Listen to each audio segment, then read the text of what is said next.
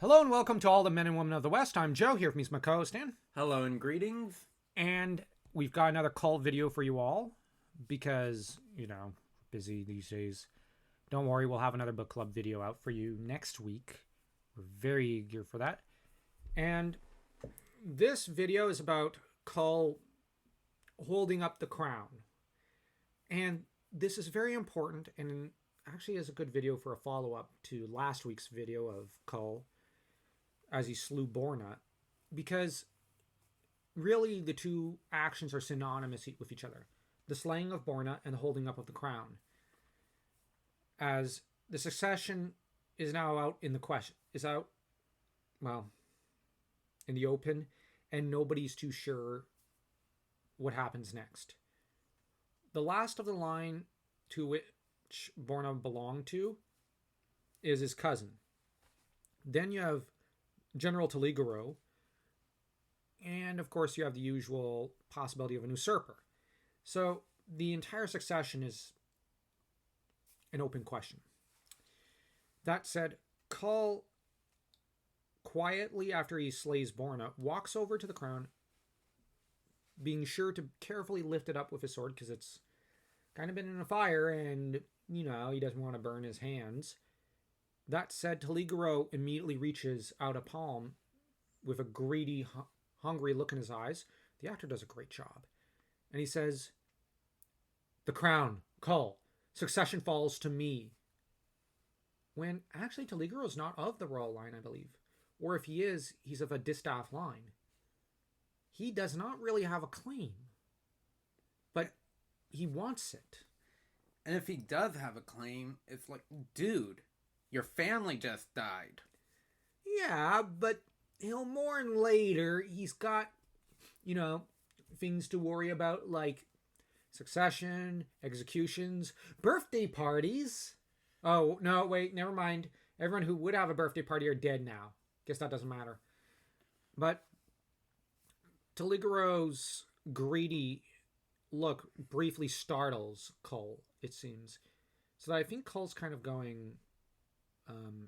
at this point, Cull's just killed a monarch, so I think his brain's a little blank and where he's going, okay, what do I do next? And this is a very natural reaction. That said, it's not how I would imagine the situation. But I kind of have a different interpretation of Cull as a character. But on the other hand, this one does make sense to an extent, given the context of the story and the nature of this pastiche tale. And the reason I think this version makes sense is that the way the movie is framed, I actually do like it. It's just, what I mean is, were I the writer or something, I would have written the situation a little differently on Cull's end.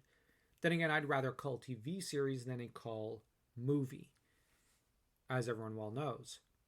But that said, Sorbo does a fantastic job, as always, selling his character. Cull is in the midst of handing over the crown, uncertainly, to Taligaro, when a buffoon in a dress shows up because, I don't know, it's dress up time. No. It's actually reading hour. I'm joking. I shouldn't crack those kind of jokes. That's actually a little insensitive. But in all seriousness, the actor does a great job because he looks like a pipsqueak. He looks like a buffoon. And he comes and says, "No, the crown is mine by right," and takes the crown only to burn his hands, shriek, and let go, with Cull kind of just staring at him like, who invited this clown? And of course, Two arrives. Two is a character that first shows up in the Shadow Kingdom. He is Cull's chief advisor and his favorite counselor outside Brol. And Two is probably the most loyal man around, after, of course, Brol. And Two is a spy master, a chief counselor. In some ways, you can probably see that he's based off of Richelieu. He, in some ways, is the power behind the throne, but in other ways not. Honestly, he's a very likable, if formidable character. You wouldn't want to screw around with this guy. And as far as political figures go, you want him on your side. And you want him in your country because he'll keep it peaceful and on good diplomatic footing. Basically, he's the anti-Kissinger. Just saying. Rather than wrecking his own country, he tends to build it up. And the thing is, he scolds everyone present, saying, points of law must be clarified.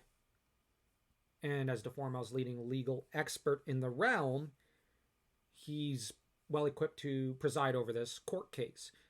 And he was chief counselor even under Borna, which the fact that he managed to get around Borna's court and survive Borna's madness should show that, you know, this is not a guy to mess with.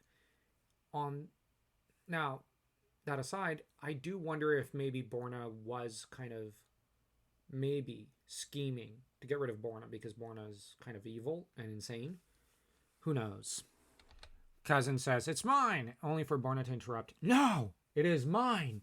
Crawling, he grabs the crown and looking rather like a serpent for a moment. I'm just saying.